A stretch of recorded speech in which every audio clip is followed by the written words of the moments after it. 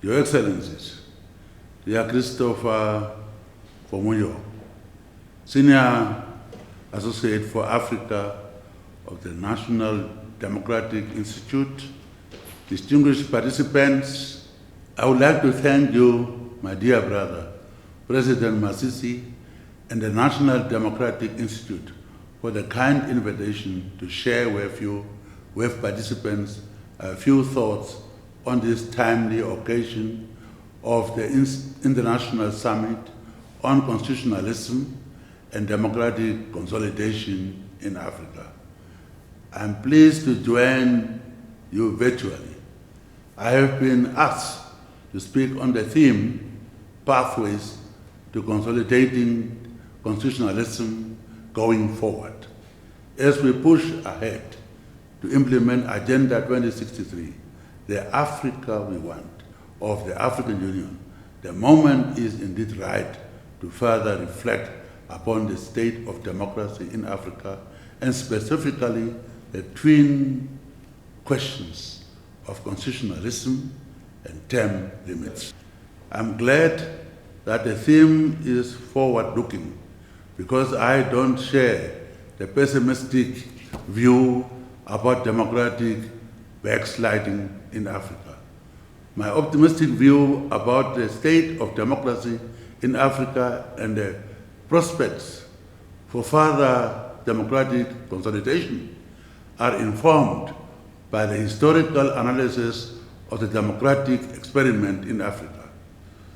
To appreciate progress of the African democratic experience, I have borrowed from the work of the scholar Samuel Huntington, who at the beginning of the 1990s theorized in his book, Democracy's Third Wave, about the prospects for democracy in the developing world, including Africa.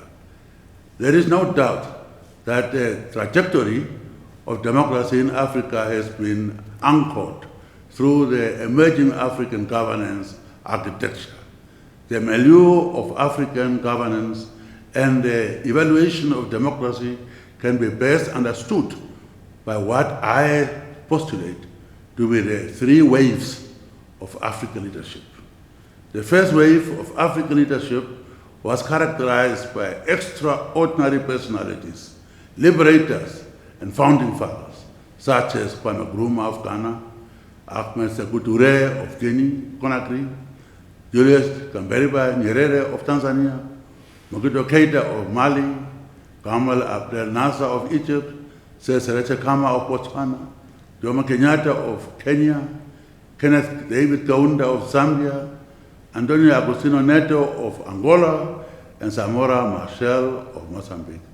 With respect to settler colonies in Southern Africa, our own comrade Sam Nujoma, comrade Robert Mugabe of Zimbabwe, and Nelson Mandela of South Africa are among the league of extraordinary personalities. The second wave of African leaders were caught up in the Cold War era confusion, when geopolitics divided the world between East and West. This period was characterized by coup d'etats and instability in certain African countries, one-party states by the day of the order. However, it does not mean that we didn't experience progress in parts of our continent. This tumultuous period was followed by a transition where a new generation of leaders emerged. In a quest to bring about economic emancipation, which is the objective of the second phase of the struggle, these third wave leaders have turned their focus towards establishing strong democratic principles characterized by robust processes, systems, and institutions. Thus, Africa and Namibia have now entered into the third wave of African leaders, a democratic dispensation characterized by efforts to cement a sound governance architecture.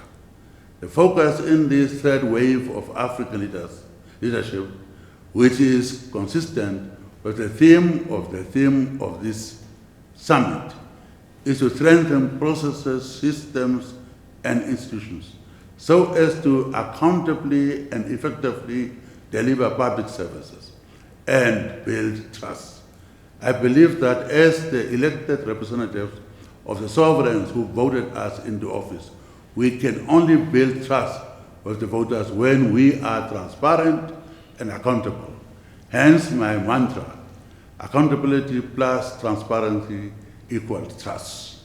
Therefore, without effective governance, including accountability and transparency, the future of democracy and constitutionalism is bleak.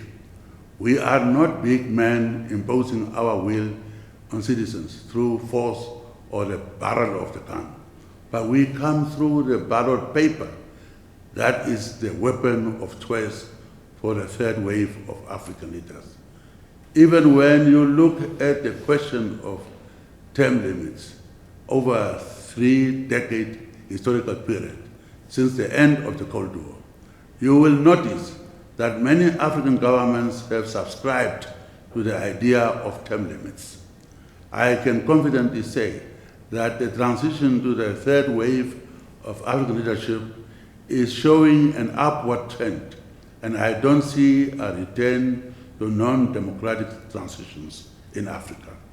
The key issue is to ensure sustainability of our democracies by delivering prosperity through effective governance. We must intensify our fight against youth unemployment. We must intensify our fight against tribalism and all their isms, and we must intensify our fight against corruption, which robs ordinary citizens. Yes, in recent months, there have been a few reversals, which I wouldn't refer to as backsliding on democracy, because the commitment to democratic governance in Africa remains unshaken. When you look at the coups in Mali, Burkina Faso, and Guinea, what happened thereafter?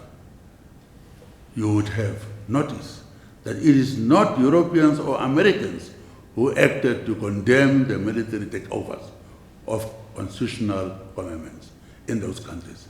The economic community of West African states, as the empowered regional economic community, acted in unison to suspend those countries from their proceedings and is leading efforts to ensure the return of constitutionalism in those three countries.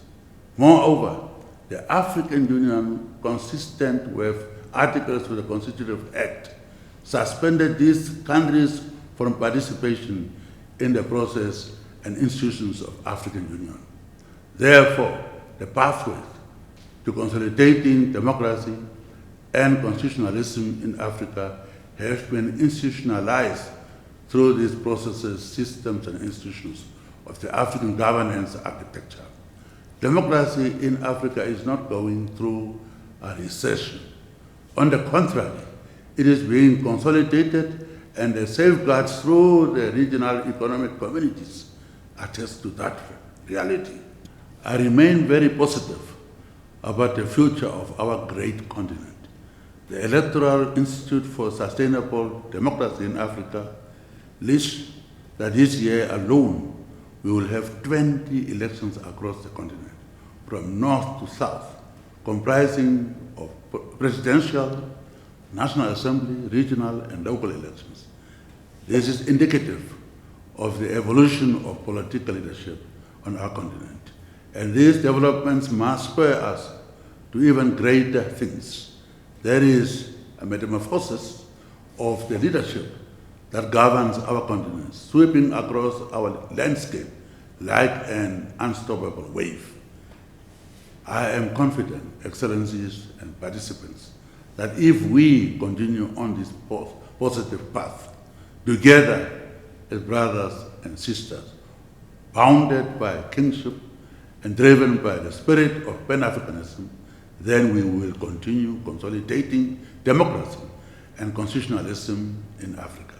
Let us remain upbeat, hold hands, and pull as one towards achieving the Africa we want. I thank you.